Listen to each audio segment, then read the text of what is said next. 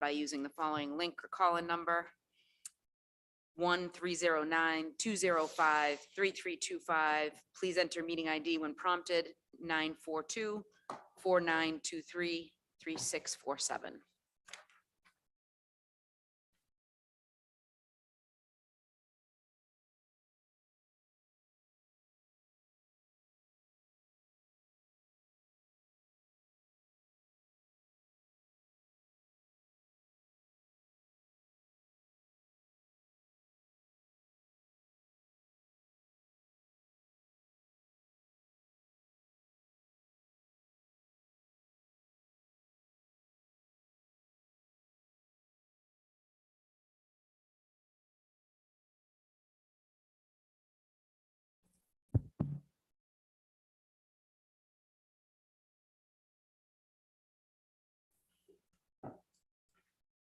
Thank you.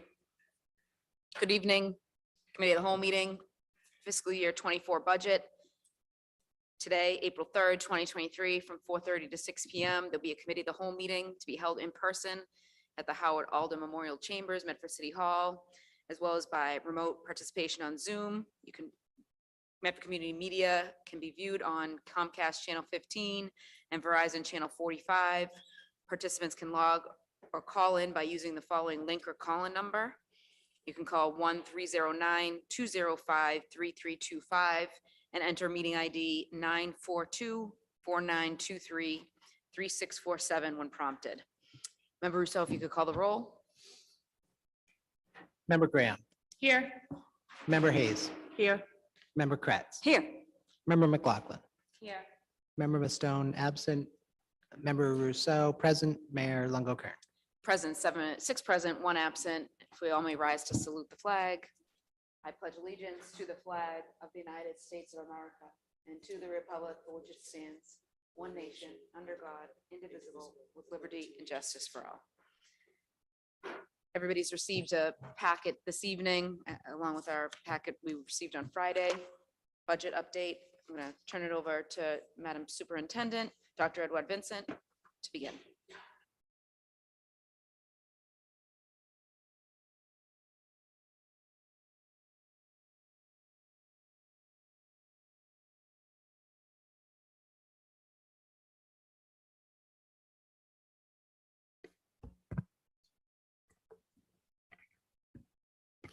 Good evening. This evening, I'm going to bring before the committee the second budget presentation. I'm going to request that Dr. Cushing please screen share for us.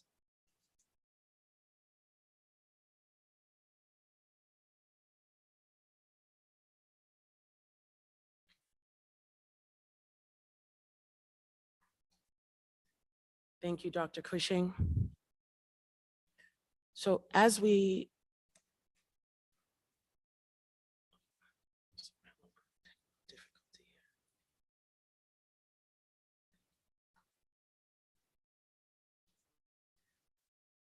we've said before, throughout last year and this year, as we enter the budget season, it's a time for us to really look hard at what our priorities are in terms of how the school will function, the district as a whole, and how we will be able to meet the needs of all of our students.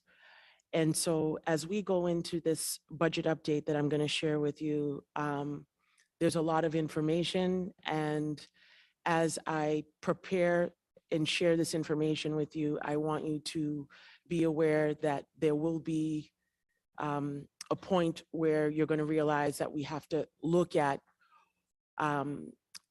making decisions in terms of what our highest priorities are going to be for this fiscal year. So I'm going to start right now, but I am asking you to, be open-minded, hear what our current situation is right now, and then for us to think together collaboratively on what next steps could end up looking like. So as I started at our last presentation, I had shared with you where our budget ended at the for this current fiscal year 23, we had a budget 68.9, which was our operating budget. Dr. Cushing? The following slide shows our approximate percentages by function of how the budget was divided up in between all of the different key areas. Next slide. This slide that you're looking at is showing us what our current FY23 budget approximate spending is. And the following slide is going to show you, even though it says 24, there's a slight difference. And I'm going to unpack this information for you because we do have some increases. So normally, our personnel expenses are about 85, 86% of the budget. And with the increased costs, what it's going to feel like this year is that it's closer to 89% is going to be allocated toward personnel costs. So I want to kind of put that out there because we do have some increases. So here on this particular slide, you see that we have the scales that are moving, and we are going to try with this budget cycle to maintain the balance, to continue the services that we're offering to our students, and where appropriate or based on priorities or needs, make the necessary adjustments there. Next slide, please.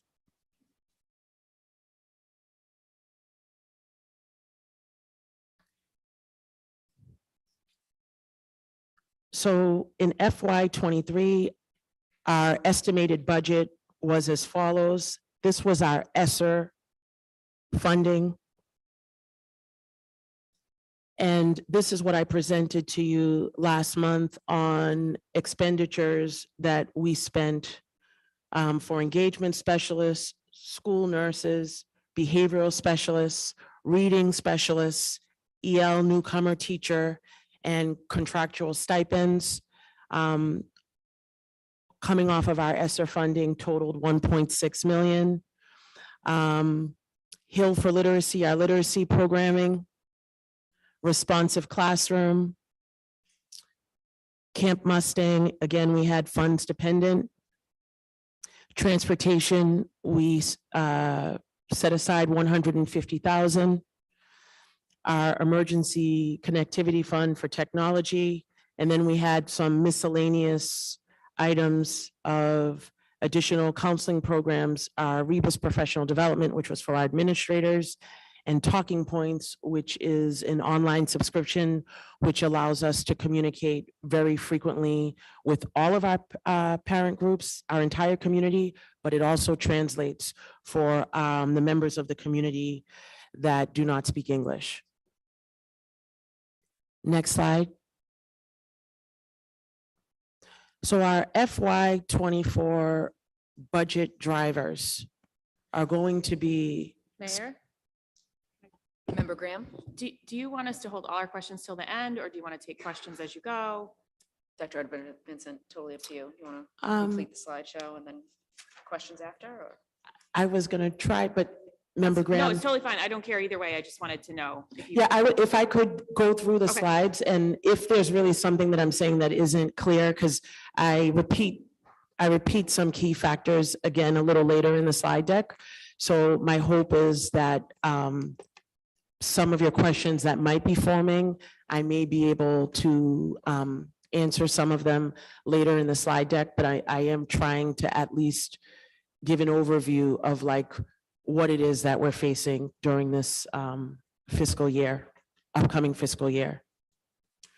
So for our FY24 budget drivers, the arrows going up are growing student needs. rising costs and expenses. In particular, we have our new CBAs as well. And using our one-time funds, which is the ESSER money, which I had shared, we have that final $3 million for this year, but this is the final year. Dr. Cushing?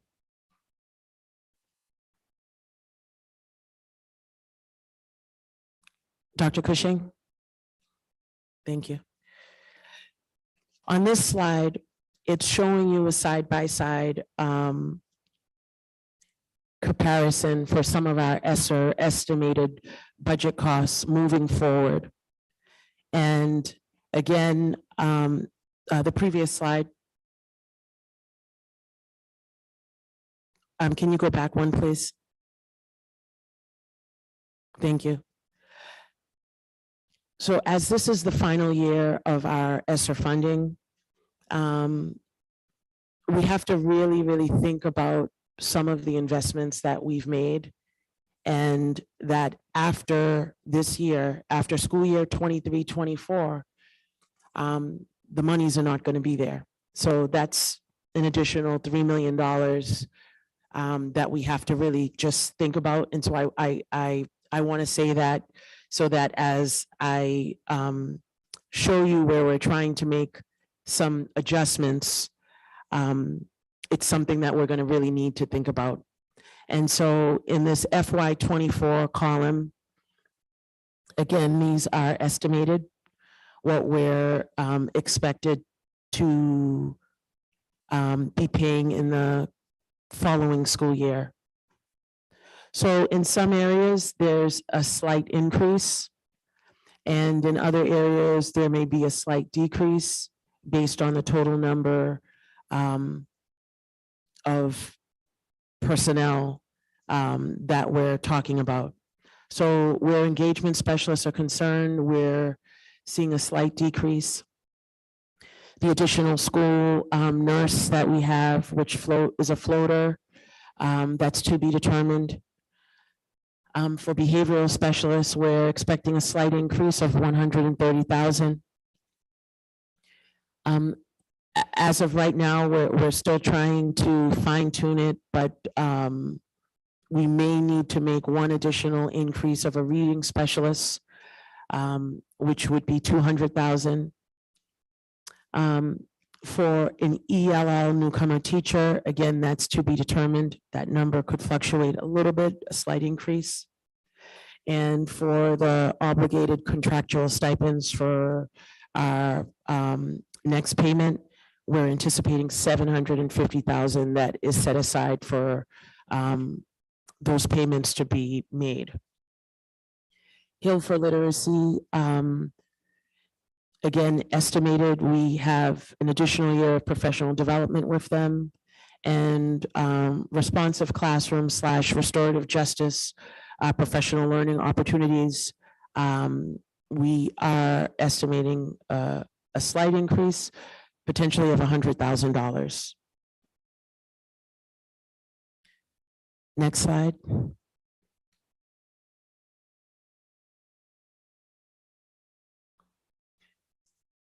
Again, for FY24, our counseling programs, we're expecting to stay in the same vicinity of about 80,000.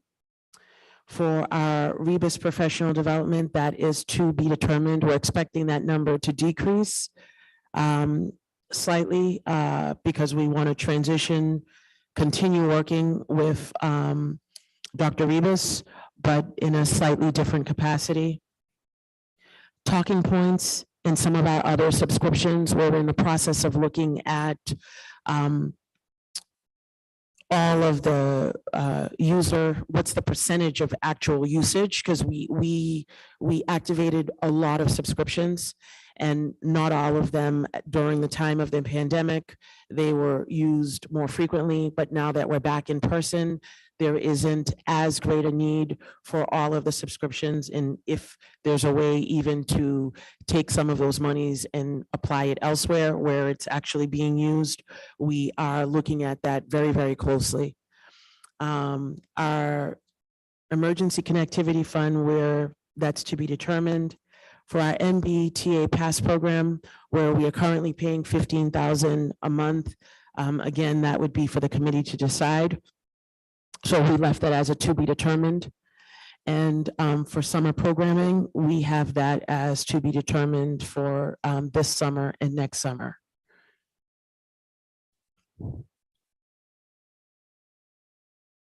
Dr. Cushing, next slide, please. Thank you. So as we look at our employment agreements that we had thus far, FY '22 was 2.5%, $960,000. Nearly $1 million was paid retroactively from FY '22 funds. For FY '23, our current fiscal year, 2.5% increase. $1 million was paid from additional funding that was incorporated into our FY '23 budget. We anticipated a 2% increase. So we ended up essentially, it's a nominal increase, a nominal savings, I should say.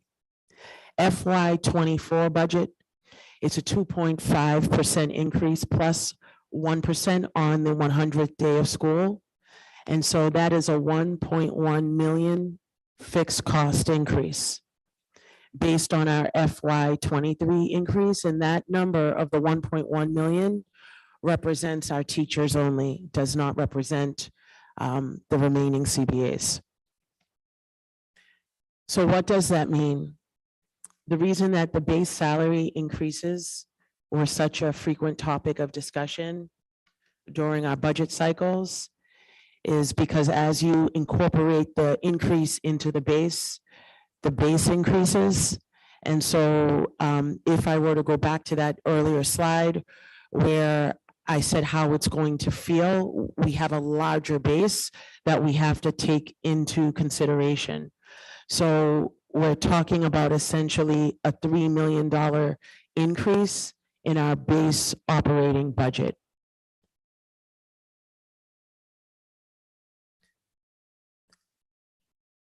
Dr. Cushing?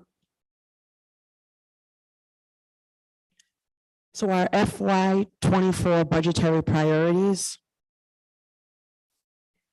we talked about strategic staffing investments focused on our most vulnerable learners, from literacy interventionists, social workers, adjustment counselors, expanded school day staff, theater teacher, and due to increased enrollment on our CTE side of the house, we have to think about more students attending CTE. It may be shifting staff from the comprehensive high school, but I do want to just put that on everyone's radar, that due to the increased interest in CTE programming, we will need to think about shifting resources to meet the needs, to meet the demand of our students that are there. For professional development and training, again, restorative practices, curriculum training, we're in the process of getting ready to select a brand new literacy program at the elementary levels. At the elementary math, we will be entering our second year of additional professional development with the new programming. So we do need to keep that in mind for district-wide professional development and building-based professional development. Summer programming, which is grant dependent. We offered literacy, math, fine arts, and cell programming, and looking into seeing if it's the opportunity to add a traditional array of additional summer programming options. And so that is a need that we know we have.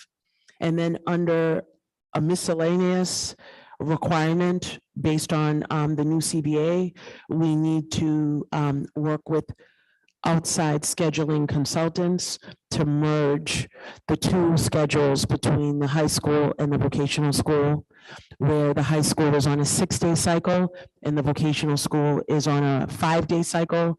And so by having that alignment between the two schedules, it will allow for even greater flexibility between our vocational programming and our comprehensive side of the house. So really trying to give our students the greatest high school experience possible.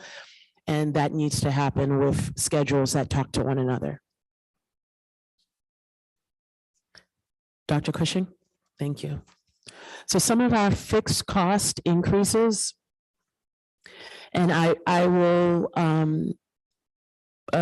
coming up shortly in the slide, I will show you some of this information in a different format.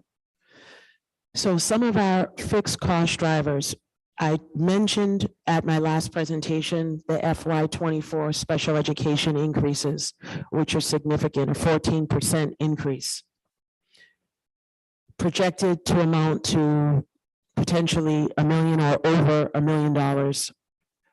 Our FY24 contractual increases amount to $3.3 million in increases to personnel expenses alone. And again, as I said, a significant portion of the increases that took place in FY22 and 23 were already incorporated into our last budgets because we were anticipating the negotiations. But still, with what's happening right now with FY23 and 24, the increases have exceeded what was originally budgeted as a holding amount. So we have used as much flexibility as possible, but now we're really in an area where we have to really be cautious and strategic in terms of what we're going to prioritize as a district. Our increases to FY24, our vendors, those numbers are still slightly to be determined, but the numbers are going up and not down. And we still have the remaining 3 Teamster negotiations that are remaining, representing administrators, custodians, our security monitors, and food service workers. So there are 4 more CBAs that need to be completed this year. And those numbers will be added to what's being presented right now. So at our last presentation, I talked about our strategic priorities, which are essentially our strategic plan. It's ACES, priority 1, implementing curricular assessment and instructional strategies, anything related to academics and achievement. Priority 2, which is collaboration, but building culture also through community engagement.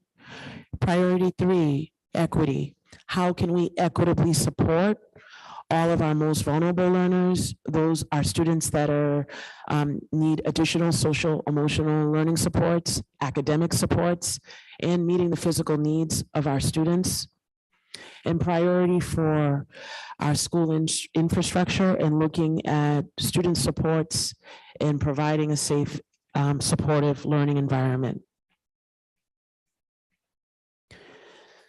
So we will continue to look at the work that we do through a multi-tiered system of support. Tier 1 supports, meeting the needs of all of our students.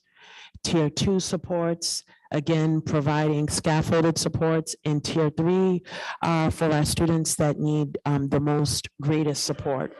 So keeping students at the center of our decision-making, providing data to support student-centered learning, providing educators with necessary and needed professional development, especially as we're bringing on brand new curriculum, brand new programs, instructional programs, partnering with our community and building new partnerships to support our students, working with families and caregivers to support and work collaboratively with the district, always keeping the focus of preparing our students for college or career and really making sure that their high school experience prepares them for college or career. And to continue to thrive in supporting and making all of our students feel like there is a strong sense of belonging. So those are things that we're going to continue to do and keep front and center as we look at our budget this year.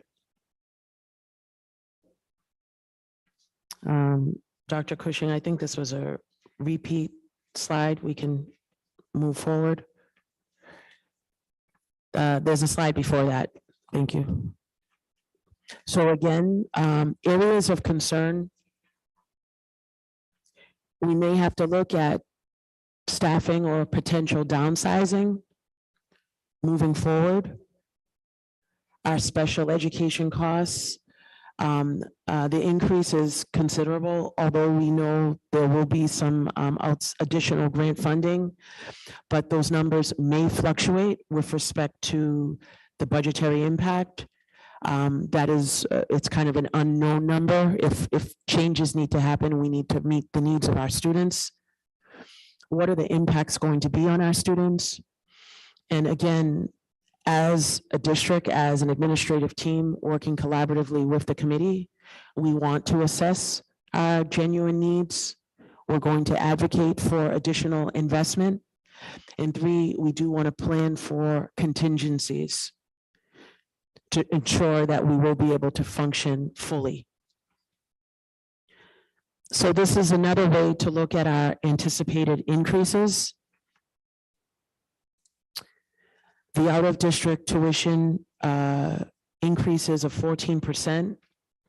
We're currently at 3.7 million, approximately there right now. And for FY24, we're expecting it to be in the vicinity of 4.2 million.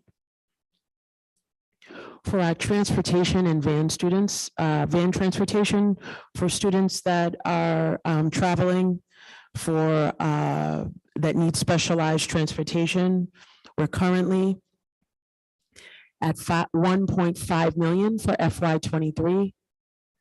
And for FY24, we're expecting it to fall in the vicinity of $2.2 million. So that is another increase for transportation. Transportation for the school bus, our yellow school bus transportation. We are currently at 1.2 million. And we are working with looking at other contracts and looking at our existing contract and trying to see if we're expecting to possibly be expecting approximately another $500,000 increase if possible. And this is looking at other options. So we're anticipating 1.25 million in transportation, school bus. Dr. Cushing. In addition, for our utilities, gas and electric, we were approximately at 1.85 million this year for FY23. We're expecting it to increase to close to $2 million for FY24. And our cleaning contract in FY22, it was 400,000. In FY23, it increased to 445,000. And so for FY24, we are expecting an additional increase. And so if it's in keeping with what happened to FY22 to 23, it could be anywhere from 45 to 50,000 based on anticipated increases. So again, those are some of our anticipated increases for FY24. Again, the next slide here shows that we have $3 million remaining on our ESSER budget.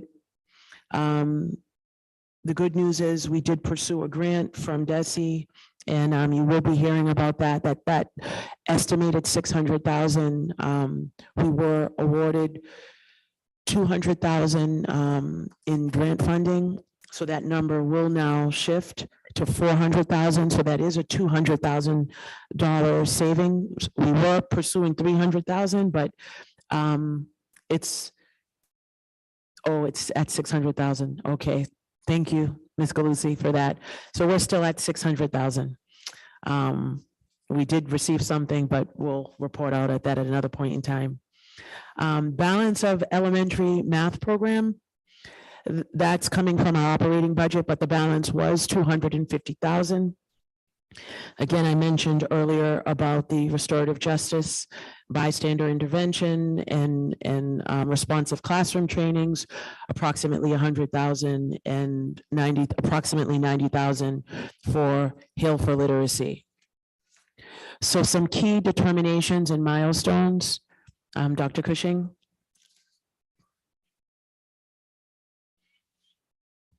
We're going to be thinking seriously about transportation, summer planning, the governor's budget proposal pending, and our additional upcoming committee of the whole meetings.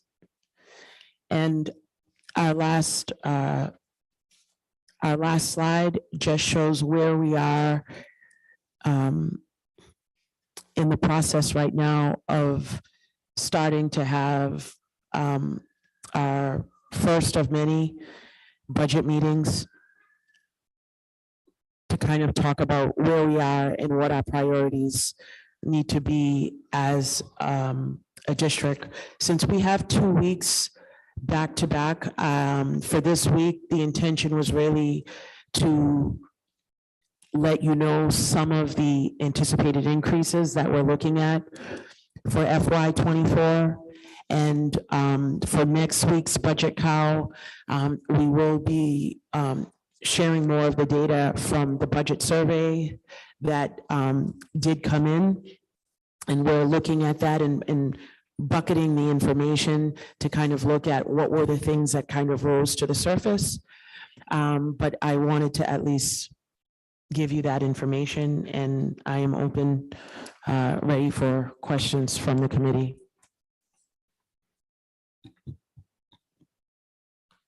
Member Rousseau? Thank you, Mayor.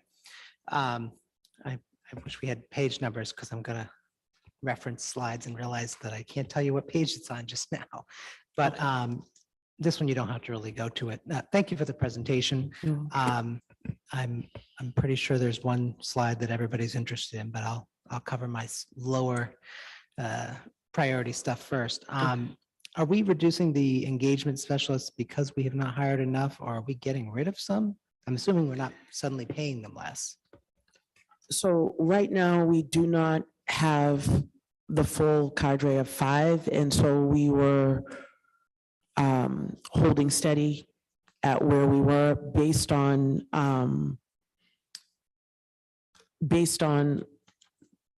what we were seeing with a lot of the unanticipated costs that as we were looking at all of the different increases that we know are fixed increases. So we're looking at our expenses have gone up and our personnel salaries have gone up. So it's both areas going up. And, Dr. Cushing, I don't know if you could go back to that second slide. No, not the second slide. It's slide 5, where it's kind of how we would be feeling about that. Just to say, if you go to 4 first and then 5, we're going up on both sides. Right. The base is getting bigger, and we're going up on 2 sides. And trying to juggle those 2 sets of numbers, both numbers are going up, the Thank you. other and salaries. Thank you. I guess so this is a presentation of, this feels like this is a presentation of our approved budget allocation versus our budget request. I mean, last year and the year before, and time is wonky, but we specify what we wanted and needed to Yes. operate the district, and then we figured out how to squeeze all that down into the number we got from the city, but you're squeezing ahead of time, which means that when we go and ask the city council, like, I know that we have not hired a fifth engagement specialist. But I would like to see, based on the person who's in charge of that, and obviously, and you all, like, is 5 even enough? Was the right number 7? And sure, hiring is hard, but if the right number is 4, then this makes no difference to me. Going from 5 to 4, especially since we have 4, makes sense. If the right number to support our kids who are trying to recover from the pandemic is 7, well, we should be putting 7 down here. So we know when we ask the city council, whatever the number is, if we say we need $77 million, and we get a smaller number in the mayor's budget, well, that's the way it's supposed to work. But going in already with chopping, and if you're telling me we don't need 5 engagement specialists, and the kids are fine, and whatever their specific role there for them is enough, then I'm going to believe you, because I obviously can't know that. But you've just described this as a way to save money, and it seems like that's the step in our last slide. That's 1, 2, 3, 4, 5, 6. That's like step 6 and step 7, except we're only in step 2. So I mean, I mean, I see that the reading specialist went up. I'm assuming we didn't double somebody's salary, so that's great news. But that's not a money saving situation. So this slide is sort of a mixture of attempts to save money, which I've no problem with saving money, but I don't know, like in the very first line there, is 5, 4, what's the right number? Because the kids aren't okay. Lots of them are, but not all of them are. And to be cutting at this early phase just seems backwards.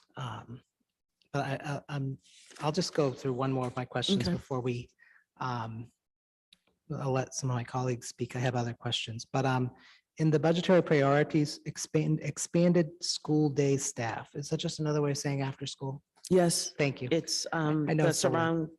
surround, trying to do the surround care workers and I guess I'm surprised by that number, because I'm pretty sure we've never budgeted anything for after school other than the director, and that the rest is just covered in the revolving account.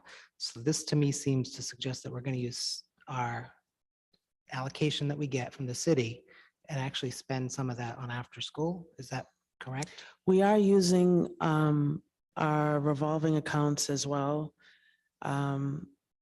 This was really just, it's a key priority because the after-school programming is definitely an area where we're trying to beef up staff. And so one of the ways, it's not for a lack of trying, we have been trying like every way possible to recruit additional staff to support our programming. And so with the creation of this new position, we would hope to have staff that would be working part of the day during the instructional day and then helping to cover with the after-school programming. So they would be built in, they would be staff that are part of, essentially they would be like surround care. And instead of doing a traditional school day, they could do like after school maybe like 11 to 6 or 12 to 6. We're trying to, so that would in fact mean we'd have like a double head count in some of the buildings or throughout the district, but also helping to meet an after school need. So it's trying to be creative. It's something that we've talked about before. And so we would definitely be using revolving accounts to the extent possible to help support that as well. But it is something that we wanted to have as a need so that we were at least beefing up or trying to beef up and have additional staffing to support our after-school programming. Thank you. I certainly, I don't have any problem with exactly what you just described. I just want to make sure we don't get into any kind of slippery situation around our operating budget and what it covers, because it covers K to 12 Mhm. and the school day. And then if we want to start pulling other stuff in, like, then that expands our scope of what our budget is supposed to cover.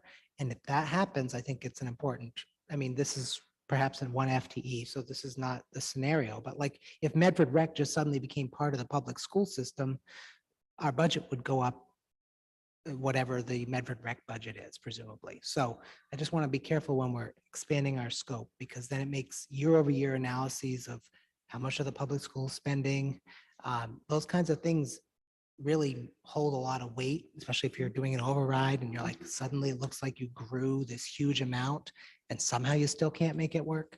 So I just want us to be really careful about what in after-school stuff ends up being part of the operating budget, the number we approve, Mhm. because that number I personally look at over 20 years of our budgets.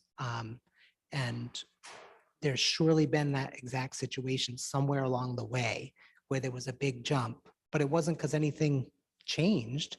We just, our scope changed.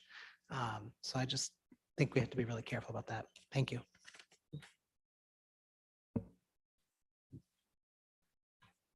Member Graham?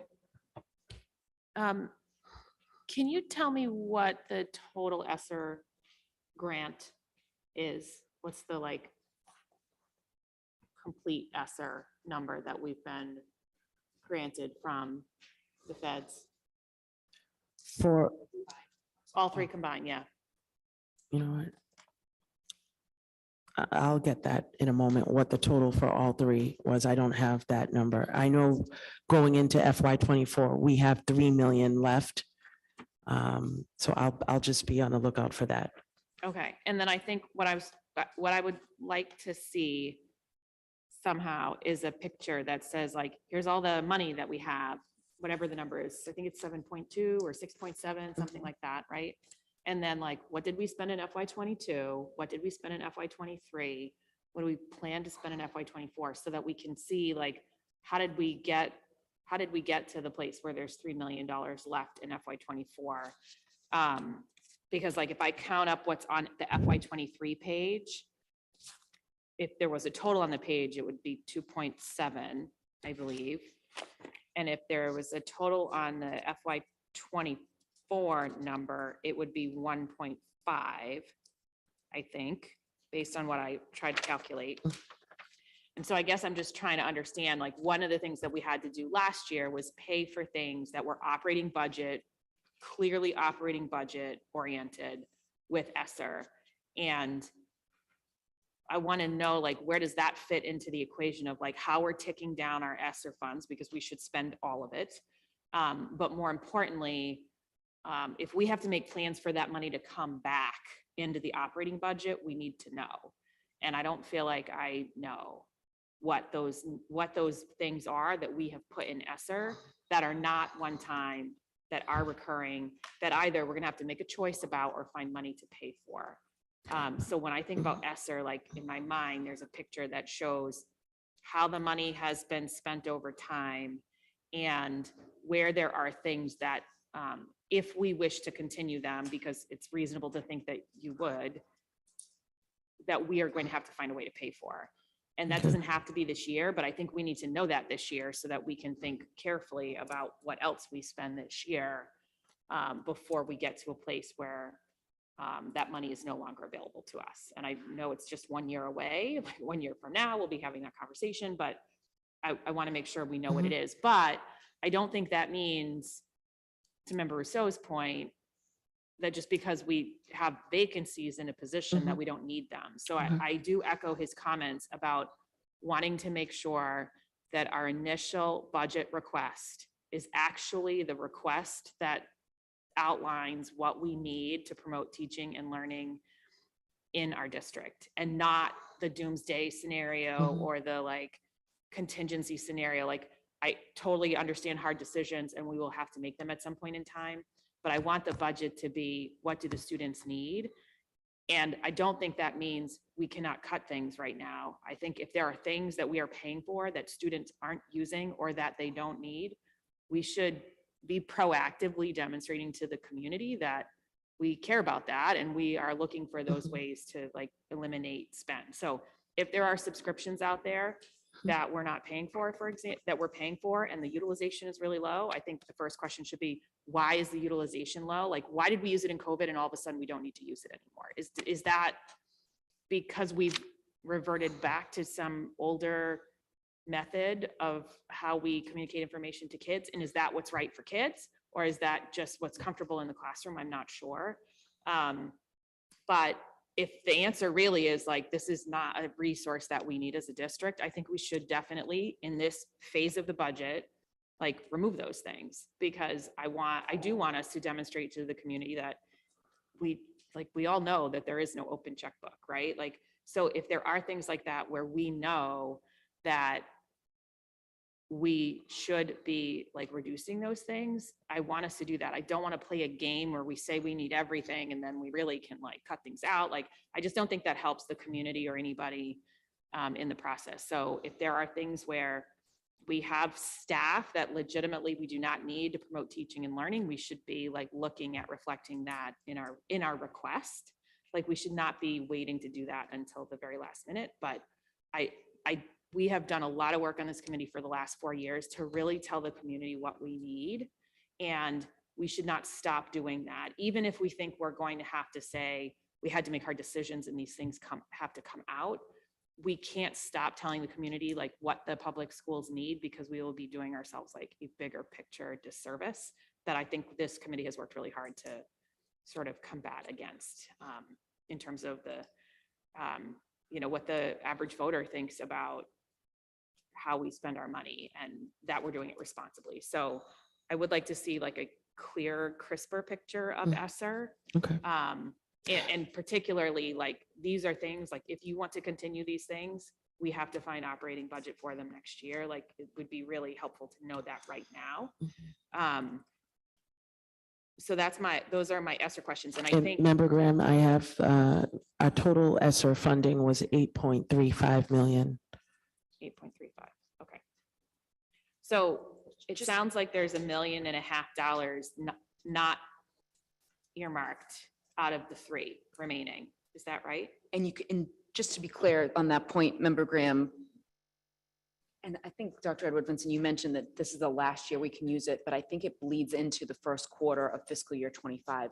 So I don't know how much the district plans on holding ESSER, because we will need it for portion of it, especially when you have so many positions and you're gonna have a fiscal cliff. There's gonna be some sort of portion that is gonna be held for fiscal year 25. That's how we're negotiating it on the city side too. You'll be able to use some revenue replacement fiscal year 24, the full year, and part of fiscal year 25. So that might be different on the ESSER side, but we should definitely take that into account. Yeah. So I think and I will just ask my last ESSER question. And then I do have some other questions, but I'm happy to let somebody else ask questions. It sounds like what I counted here was about 1.5 on the FY24 side out of 3. So there's still $1.5 million. So if some portion of that needs to be held for FY25, I think we want to know what that is now, so that we can make sure that if there is cushion there, just like we did last year, like the next presentation you give us can clearly outline, like, these are things that belong in the operating budget, but like, if necessary, we could use ESSER to do these things in the short term. So I thought what we did last time worked really well to say, like, this stuff is like critical path, we must do it. Like, we start with the top line fixed costs. Then this is critical path, we must do these things. We have to have this stuff, it costs this.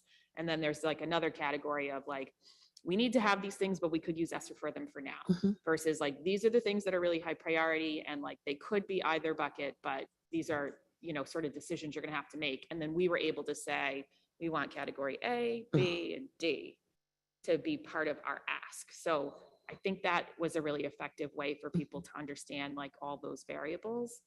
And those variables came from the survey, the buckets of what people ended up prioritizing. So yes, yeah. So I think that would be really helpful. And then there's one page where there is an asterisk that says reflects preliminary information is subject to change after the results of the budget surveys. Does that mean this list does not integrate what we all put in our budget surveys? Yeah, it does not. Okay, thank you. So that'll be a much more developed list and Okay. categorized. Yes. Got it. I do have some more questions, but I'm happy to let somebody else. Member McLaughlin, I think you had your hand up, then Member Rousseau, Yes. then Member Graham. Is my mic on yet? No? Yeah, sorry. Thank you. Thank you for the presentation. Thank you for the visuals. I think it's always good to have those, so I appreciate them. And I guess I just wanted to ask if we can back it up a little bit, in particular for folks who are watching or will be watching the budget meetings. And, I don't know if now is the time or if you want to do this at the next budget meeting, but I'd sort of like to give like a broad understanding to the community of sort of what has happened the past 3 years. And to Member Graham's point a little bit about the spending down, but also, we started here, we had these ESSER funds, they were used because of this, this is where we're at, this is going to stop at this point, and we may very well be in a decision where we have to figure out what to do with that. And so sort of like a primer, if we could, for like an intro to school committee budget, I think would be really helpful. Just again, maybe for the next meeting, since I don't think it was prepared for this meeting, but I think for people who are watching who don't really understand, and I think we who are maybe more familiar with the budget are talking about a lot of things that people probably are not following, and in particular with ESSER funding, among other things. So I would ask if we could potentially have that. Yes. Thank you, Superintendent, for the next meeting. I think that would be really helpful. And then I wanted to ask you about also the stages in the back, the last page, for the budget process and tentative timeline. In that explanation, if you wouldn't mind sharing, what the expectation would be for the April 3rd, 10th, and May 1 meeting. For example, April 3rd meeting, we're going to go over, a broad introduction to, what we're hoping, give a outline of what's been spent, how it's been spent, and what we think, maybe issues moving forward. So it's sort of a broad picture. And then what folks can maybe expect for the 10th and the 1st. And again, I know this timeline is sort of tentative here. And then I wanted to ask you, don't we have to have a public meeting too? And I know these meetings are public, but don't we have to have a meeting specifically?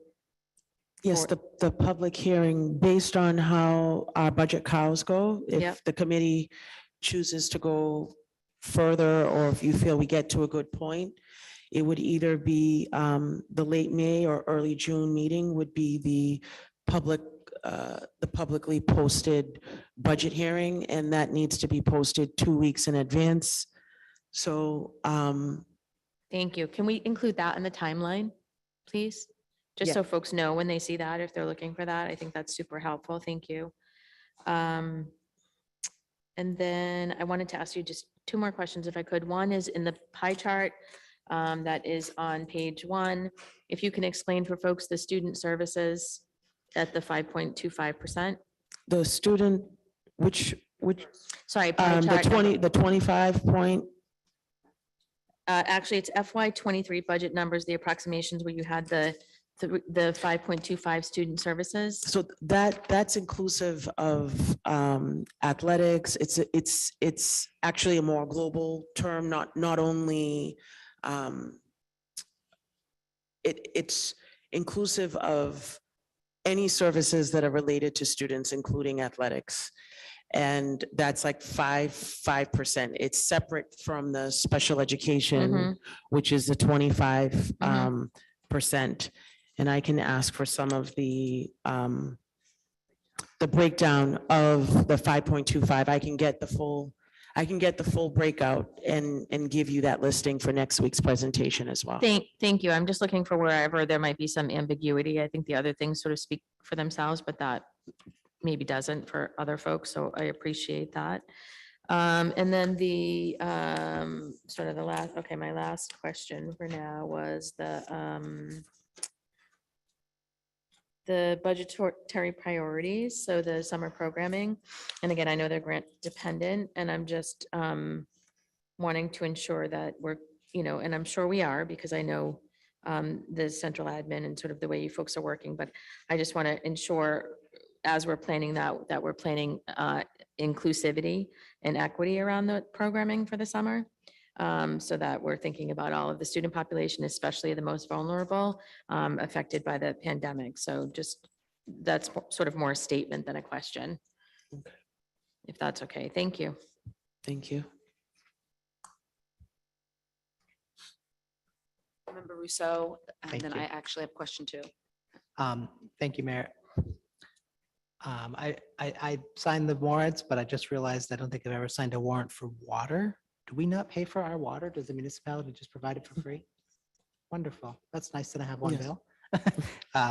And my other question was on the slide, 2 slides before, the areas of concern. I appreciate the use of the color there because some of these items definitely cause some alarms. I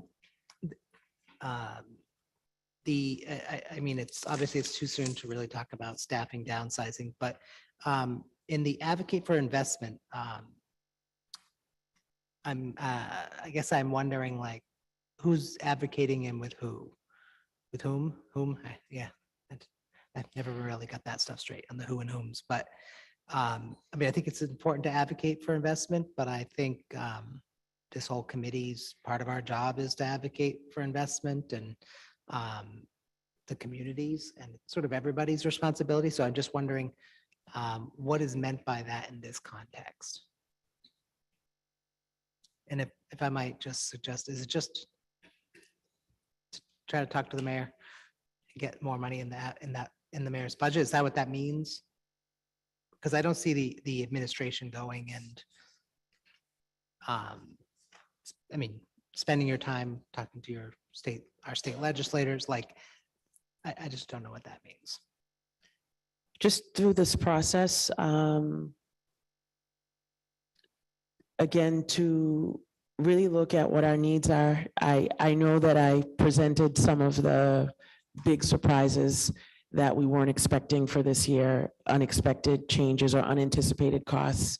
And so I think just saying that we really do want to advocate for investment in the school system, looking at the needs of the district, looking at the needs of all of our students, and planning for contingencies, because there are so many unexpected contingencies and things that happen within the district.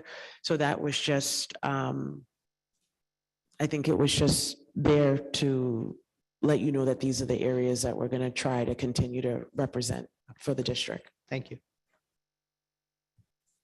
Thank you, Member Rousseau. Member Hayes. I was just wondering, I'm looking at the FY23 ESSER estimated budget. Did we hire, I thought we had hired additional adjustment counselors using ESSER, but I don't see them on here. So maybe I'm thinking of the behavioral specialists, but. Yeah, I do see the behavioral specialists that are listed here. I cannot say if their title was an adjustment counselor, but I can find out specifically, was it behaviorist only? Was there Behaviors. behavioral specialists? But I think it might have been that and not an adjustment counselor, but I can follow up to find out regarding that one. Thank you. And I see Ms. Bowen shaking her head, affirming that it was behavioral Behavioral specialists. Thank you. I'm going to let Member Graham speak again, and then I have a question. On the page that talks about fixed cost increases, if I am reading this right, I think I have a question about the second bullet, which talks about contractual increases. So in one place I saw $1 million, and in here I see $3.3 million. Just point of information, I'm sorry, where are you? On the fixed cost increases slide, looks like this, Hold on, let me put my glasses. with like the pictures on the bottom. Oh, yeah, the okay, kids. thank you. Yep. The happy kids. Mhm. Is the increase over FY23 $1 million or $3.3 million?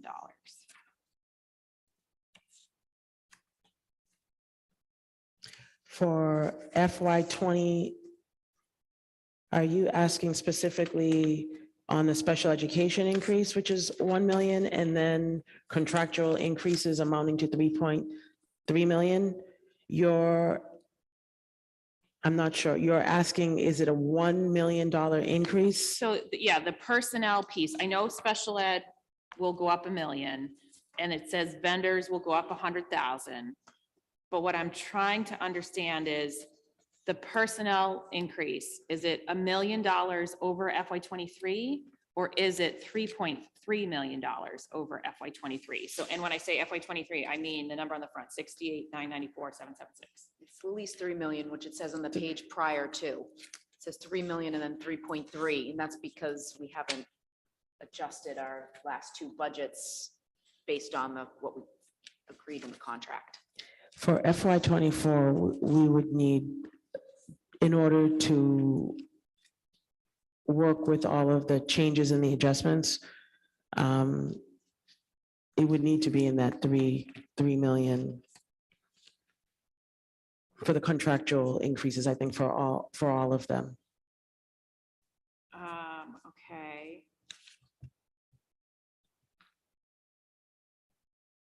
And it was, I just confirmed it's 3.3 million. But 3.3 million is 4.7% increase over the 68,994. If the contractual increase is just 2.5%, how does the increase? 2.5, 2.5, this year is 2.9. But 68,994 included an 2%. increase, right? Like, so there's already increase in that number. I guess I'm just trying to figure out, like, what's the real add over 68,994,776? Probably 4%, because the 2.5%, which was the COLA amount, that's not including like steps and lanes. So it was like on the base, like so it ends up, even though it's a 2.5% increase, it ends up feeling like it's closer to a 4% increase. Okay, so 3.3 is the real number. Is the real number, and I just got that number confirmed. Okay, So that'd be 2.9, 0.5, 0.5 plus steps and lanes. And that's I where don't know if the that's the right number, but this. the 3.3 million takes into account steps, lanes, as well as all of the other unions, in addition to the MTA. That's where the 3.3 million. yeah, I just think my point is, like, all of those budgets assumed some amount of increase and paid out, like, the money paid out of those budgets. So I'm trying to understand, like, are we like taking the whole, are we absorbing like more than just like the increment over from one budget to the next or not? That's, I guess, what I'm trying to understand. Because I mean, as it stands, if I add those things up, I'm just trying to make sure I'm understanding correctly. Our fixed costs are going up 6% this budget. If I add all those numbers together, like, and divide by 68,99, blah, blah, blah, like the fixed costs alone go up 6%. If that's right, it's fine. It's fine. That's a huge number because we haven't talked about anything else besides like exactly how things are today. So but I don't want that number to like float around if it's not correct. So maybe we can just double check Check. these numbers, make sure. And that'll our be budget- something that I'll be able Okay. to definitely have for next week's presentation. Dan and Okay. Dave, yep. Appreciate that. My question revolves around the cleaning contract, and I just want to be clear. It seems like we have the custodians doing the work in all of our schools, and there's only one or two schools that use this cleaning The contract. McGlynn complex and the high school complex, which have the most usage, community usage, events happening. Those are the two complexes that are used almost 24/7. It feels that way. And so those are the two buildings that have the most usage. So in the evenings, we have the contract cleaners that come in and do that second shift just due to the volume, the sheer volume of activities that take place. And the McGlynn complex, essentially it's two schools in one. So you're talking about nearly 1,000 students. And the high school has 1,300 students. So it gets just the most usage, the most rentals, et And they have cetera. the same amount of custodians in each school. During the day shifts, I want to say yes, but I can get a specific number on, I think there are more custodians assigned to the high school just due to the high school being as large as it is. It's so just, I guess, a thought or maybe an update we could get next week or the week after is, will we be increasing, based on the percentage increase, will we be increasing any user fees for outside agencies that use our schools to account for some of this increase in cleaning costs? Maybe a breakdown of what user fees we're bringing in now, so we know that that's being covered. Is it on this topic? Member Graham, then Member McLaughlin. And then Member. Can I just make a suggestion that we like totally separate the revolving accounts, because all of that goes into revolving accounts. And I think to the point of after school, like none of that belongs in the conversation about 68, 996, blah, blah, blah, because I think it muddies the water about like what's in there and what isn't. I think if we can get all of this work done by May 15th, we'll have some breathing room and we could actually have the conversation around revolving accounts that I feel like we've wanted to have for a really long time and we've just never been able to have because it's always like a crunch on the budget. But I think to your point, like if we're going to incur additional costs, like the user fees need to go up if we're letting people use the building because the cost of letting them do that has gone up. So I think, and I would just like some transparency overall into our revolving accounts. It's like sort of broad statement. And I know there's like 15 of them. So it's like some more important than others, but community schools and is a big one where after school, which I actually feel like we know more about than any of the rest. But there's a couple of really big ones. There's a pool. I think there's a pool one that's separate from community schools. Whatever the big ones are, I would like to know, like, how does money flow in? How does money flow out? And like, what is contributing to all of that? Because we should be rate setting for all of those things, which we should have the time to do if we're able to finish our budget request by May 15th. Member McLaughlin, then Member Kretz. Thank you. And just a quick question for the budget concerns. For the 14% increase in out-of-district tuition, is that because the schools have increased their tuition, or is that because we have an increased number of students going out of district, or is it both? The governor. That's Yes, Governor that's Bowen. that's Governor Baker. Signed that before he left. Yeah, so that's an increase based on the state. And what they're doing is they want to raise their cost of living and also offer bonuses to keep staff members on board. So that was the increase across the board for all out-of-district placements, except for the collaboratives. Okay, thank you. So it's not an increased number of students? No. Okay, Nope. thank you. And I'll be doing a presentation next meeting regarding out-of-district programming and our current numbers and placements for you next week. Member Kretz? Thank you. Yes, thank you for the presentation. Yep, so I was looking at it would be the slide for the FY budgetary priorities draft. And I just had a question. So where there's the need and it lists out the individual needs, I'm wondering, do the figures tie back to the slide above? Like, I guess I'm wondering, like, so if I'm looking at the need for like theater teacher CTE expansion, how much money, would we need to fill those positions? Or like, these are the priorities. So like, just thinking about estimates, are we going to see that at some point? Or is it here and I'm just like, not sure where it is? So the specific costs under draft budgetary priorities, the draft, Yeah. we have not provided official numbers.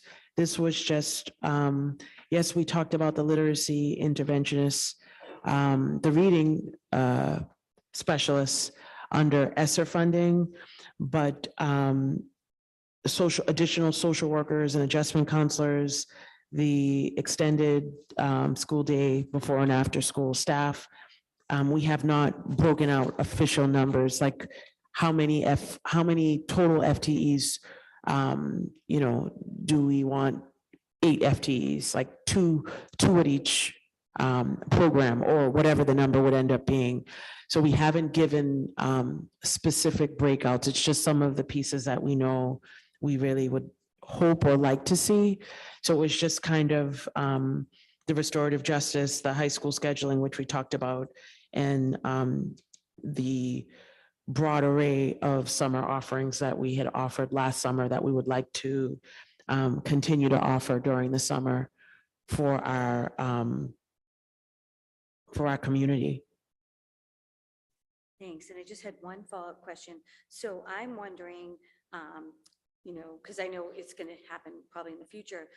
So like when we hear from the other departments, like the high school and the vocational school and the music program, the directors, like, will they have, the budget priorities? Like sometimes like, I'm thinking ahead too much, but like we do get, in another screen, probably in the future, just like, their priorities and, the need versus like critical, almost what Ms. Graham said, that was helpful, having it identified, but I'm sorry, not critical, but like the category. Yes. Labeling it that way so that, we can see in the cost associated with the labeling, like whether it's critical versus the category ABC and what the cost would be. So this But doesn't this will come in the include, future. yeah, this will be coming in the Yeah. next meeting. So this doesn't include the priorities or what was listed in the budget surveys.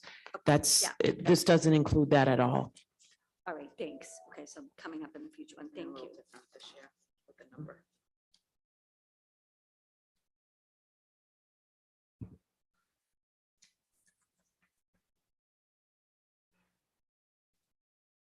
Thank you for the presentation, Dr. Vincent. I think we have, I don't know if we want to put it in a form of a motion, the questions, or I think you've written everything down. Yep. So it's up to the committee.